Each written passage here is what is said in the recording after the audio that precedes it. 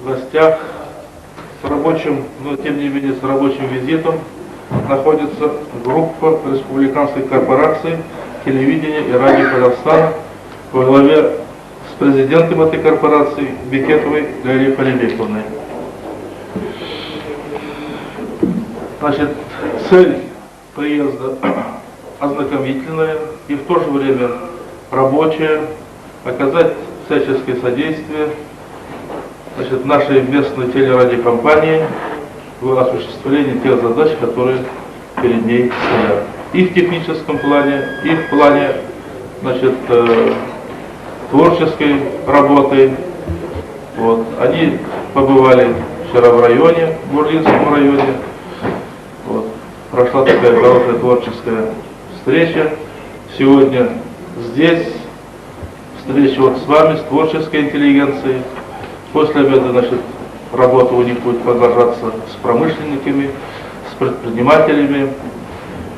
Вот такая большая работа и в связи с 30-летием нашей студии, как вы знаете. Большой юбилей. Вот.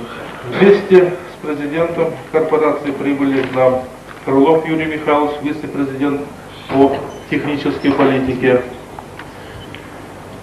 Бухамбетов Темирхан Исламгалиевич, вице-президент по финансово-экономическим проблемам, Джубаев Рафаэль Байкенович, директор республиканского телеканала «Казахстан-2», Идрисов Урал Арменович, помощник президента. И еще у нас в области, вместе с ними приехали в этой рабочей группе, работают, сейчас они здесь не присутствуют, работают Искаков Самат Иринвалиевич, советник президента по технической политике. Здесь, да?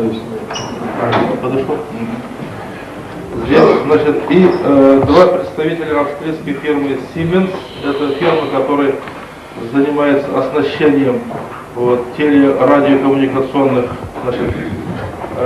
аппаратами.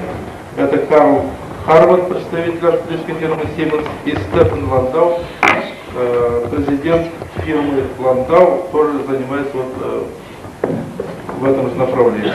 И у нас в гостях Айхали Нургалиев, председатель телерадиокомпании Гурьевской области, то есть Атырауская область, извините.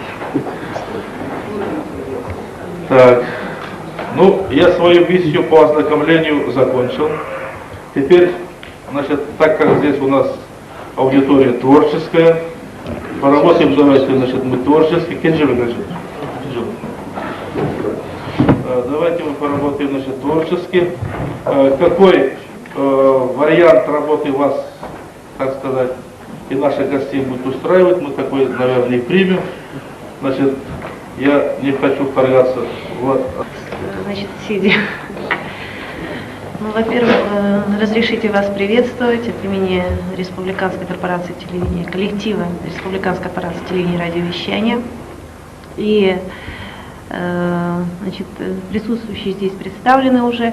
Я сразу начну говорить. Важным в Республиканской корпорации по телевидению и радиовещанию важное место занимают, конечно, наши областные подразделения. Это областные телерадиокомпании. И 6 месяцев даже не прошло с момента реорганизации и назначения на эту должность меня. Конечно, было для меня очень важно изучить ситуацию на местах. Потому что жизнь в области политической, экономической, культурной, как ее освещают областные телерадиокомпании, наши собственные телерадиокорреспонденты, таким образом вы бываете представлены в республиканском эфире.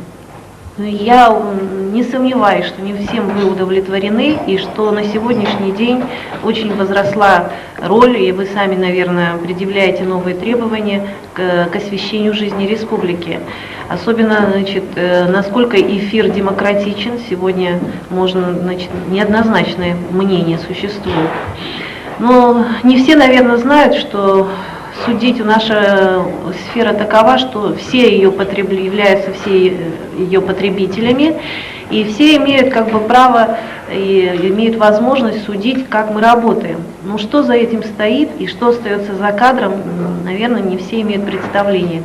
И мне бы хотелось рассказать вам о существующих проблемах сегодняшнего дня для Республиканской корпорации телевидения и радиовещания и наших перспективных планах. И вот в диалоге уже обсудить, в чем мы правы, может быть, что-то мы не учитываем, и ваше мнение. На сегодняшний день, изучив ситуацию, нам стало понятно следующее, что мы получили не самое лучшее наследие по своей отрасли. Вся научно-исследовательская база, экспериментально-опытная база, выпуск запасных частей материала, все это осталось в России.